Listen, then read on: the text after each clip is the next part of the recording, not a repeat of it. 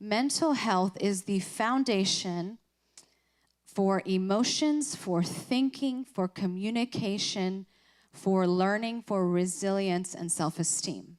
What trauma really is when we're in a situation that is so terrible that our brain cannot handle what's going on. Our brain freezes up. And we're stuck in a moment in time. So that is what trauma is. Your brain does something. It's a physical response. It's like having a head injury. So when you go through something traumatic in your life, your brain locks in that moment. And how we see it sometimes manifested is through mental ill health or through our reactions to things.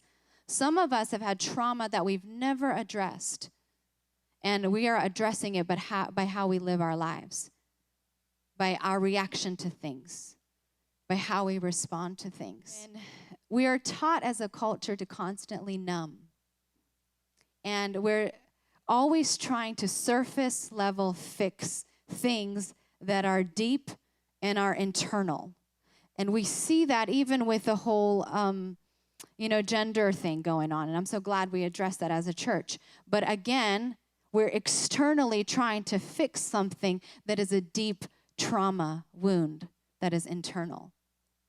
We're constantly trying to mask something instead of address the core root issue. And that's what alcohol and medication does. I don't believe in medication. It is not a way to heal.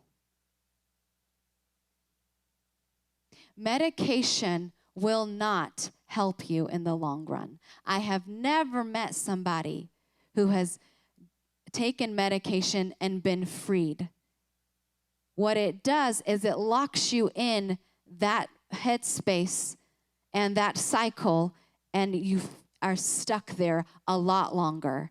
And I understand that there are times that maybe we need something. Okay, it's too much. I'm not going to speak into trauma because I understand, and I say it with just a lot of compassion because I have walked some dark roads. But the truth and the reality is that it is not something that heals you. It's a numbing solution. It numbs you. So it locks you in that space longer. And I've heard a lot of people talk about it in a way, oh, this is how I'm getting my healing. But I have yet to meet somebody who has been healed and freed. It masks and it numbs. And in the same way that alcohol does.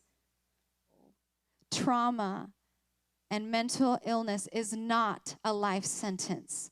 And I will never come on board with that philosophy and still believe in a healer God.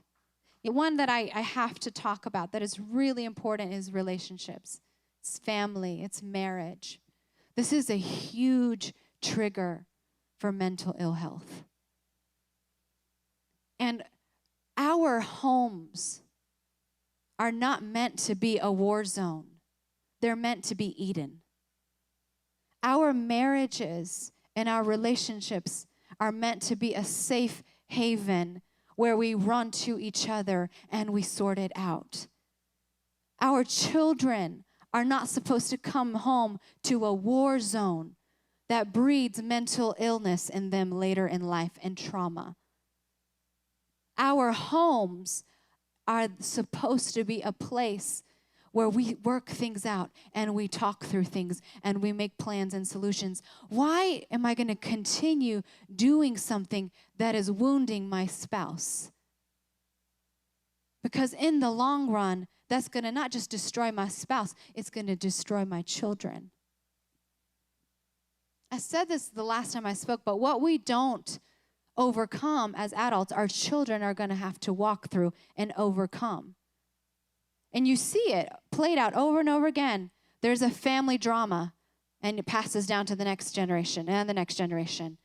There is chaotic things and pride and arrogance. And you see it, those kids are just the same as their parents were. You know, they deal with conflict in similar patterns. This passes on, and it's so important that we recognize that. And we are intentional about making our homes Eden, where this is my safe place. You are my safe person. We have a lot to conquer out there, and we have to unite together. I'm really intentional about that in my house. My home is Eden. My babies know that they can come to mom and talk to mom about anything and everything. I'm very intentional and looking at them in the eye and hearing them and loving them. And when I'm sad, they know I'm sad. I don't hide that mom has bad days here and there. But I'm showing them a mom who seeks out Jesus in her bad days because he's always faithful. Our homes have to be Eden, and we come together to conquer what's out there. The moment one of us allows sin and the enemy to run rampant, it doesn't just affect one person. That whole household is affected. The enemy comes in to steal, kill, and destroy always. How do you create Eden? You talk without judgment.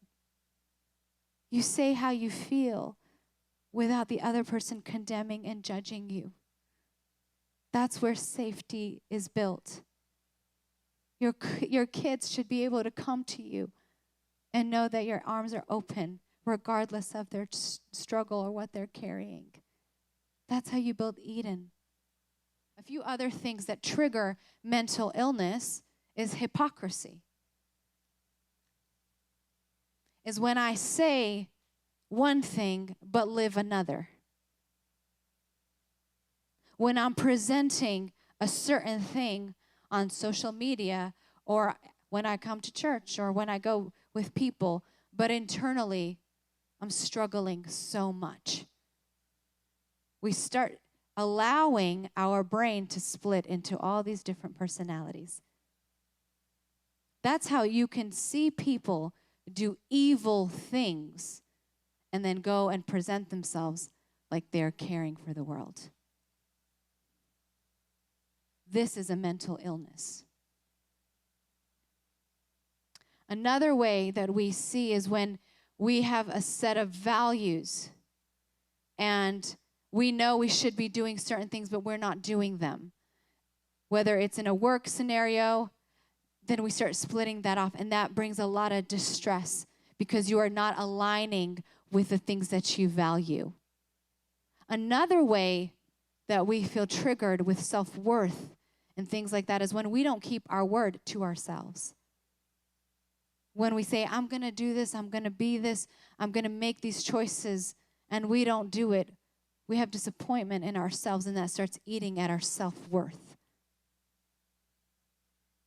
Because we're supposed to live a life of character and integrity. What gives me self-worth is not what I do that people are watching. It's what I do when people are not watching. What gives me strength and value is not singing about the God that I know, but actually going into the secret place with the God that I know.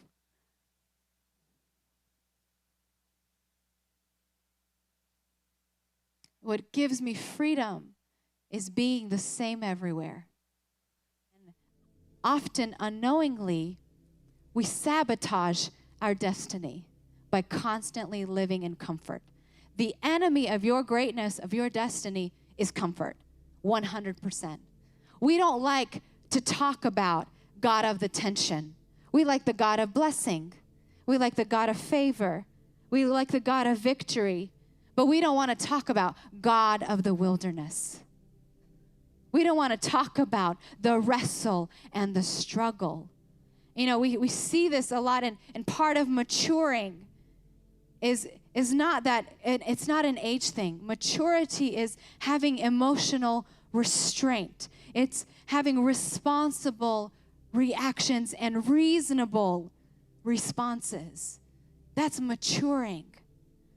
And we don't want to be uncomfortable because discomfort demands maturity. And we see this a lot And I'm just going to talk about it. It's in Genesis 32, but it's the story of Jacob and Esau. Jacob wanted the blessing, the birthright. And he came, he was making porridge, and Esau came, and he traded his birthright and his blessing for a bowl of porridge because he was hungry. How many times have we traded our destiny for some comfort? How many times have we done things for comfort instead of God's way? And we've sabotaged the blessing in our lives. And the crazy thing with Jacob is he got the blessing. He got the birthright. But if you follow his life, and I would recommend you read it, he had trial after trial. He was in conflict with Esau. He was betrayed by his father-in-law. He was deceived. All these things followed him. And then there was a moment in Genesis 32, verse 25, where Jacob wrestled with God. And he wrestled with an angel, and he said, I won't let you go until you bless me. To the point that his hip got disjointed and out of its socket, and he walked with a limp after that encounter with God. We like to talk about the God of the blessing. What about the God of the wrestle? There are moments where we have to wrestle against our flesh. And we say, I love this sin and I love this comfort, but Jesus, I love you more. I take one step back, maybe, and 2 steps forward. Sometimes it's 2 steps back, but I have to give it in and take a step forward. Moses, after he killed the Egyptian, he went through what? The desert. Do you know that he would have never been able to lead the Israelites out of Egypt had he not walked through that desert?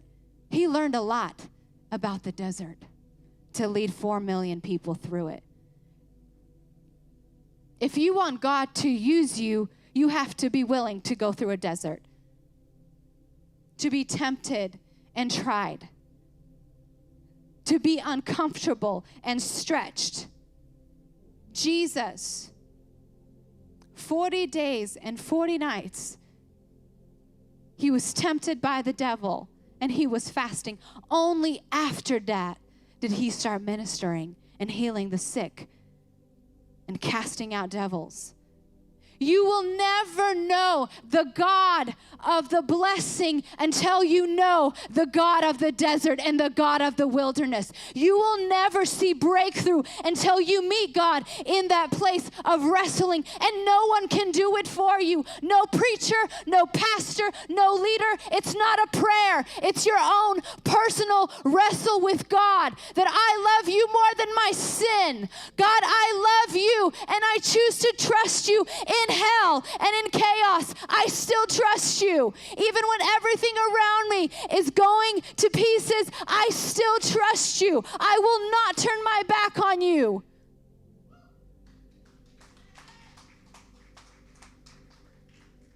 You will not be able to help people. You will not have authority in areas that you haven't walked in. I cannot tell you about the power of God if I've never encountered it. I cannot tell you what that is like unless I have lived it. I have lived through a lot of wrestle, but I'm saying I know the God of the wilderness. That is the liberation power of Jesus. And we are going to everybody else but Jesus. And we wonder why our churches are filled with mentally ill people who cannot live through life. Because we're teaching them about the God of the blessing, but not the God of the wilderness. My wilderness, I have fasted and I prayed. We don't want to fast because it's uncomfortable. No, it's a stripping away of all that you are because you need Jesus to step in. Jesus fasted. There's principles. There's things that work. You know, when the apostles went to go cast out devils out of a boy, they couldn't do it. And Jesus said, this comes by prayer and fasting. It's not the fasting that casts out the devil. The fasting destroys you so you can hear God, so your spirit can be aligned with heaven, so you can hear clearly what's going to happen, what you need to do. The fasting is to deplete yourself of you and let God in. I became desperate enough, and I went into a fast, and I hadn't fasted, I don't know, in a long time. And I remember, and this went on for 3 weeks, I was seeking God's presence, and I will never forget, this was 3 years ago, the moment in my living room when the presence of God came and I met the God of the wilderness. And he freed me. And he keeps doing deeper layers because that is the God we serve. You are not called to stay crippled in your mental illness. He wants to free you out of it. He wants to show up as the God in the brokenness. He's not just the God of the mountaintops. He's the God of the valleys. And when you know him there, when you meet him on the bathroom floor, when you meet him in your trial and in your pain and in your mental issues, he shows up in a way that's undeniable. So when he pulls you out and he gives you blessing, you can handle it because you know that it was he who did it. How do we stay in that place of overcoming? We know our triggers. I know the things that trigger me, and I've learned them so well. And just a practical thing that we can do is, I made a list of when I was at my best. When I feel my best, what are the things that I'm doing? And then I always go back to this list when I feel like I'm not in a good place. So for example, my list was when I'm walking with the Lord closely, when I don't have sin in my life. Did you know that Jesus healed more mental illness than physical illness? That's how much he cares. He cares.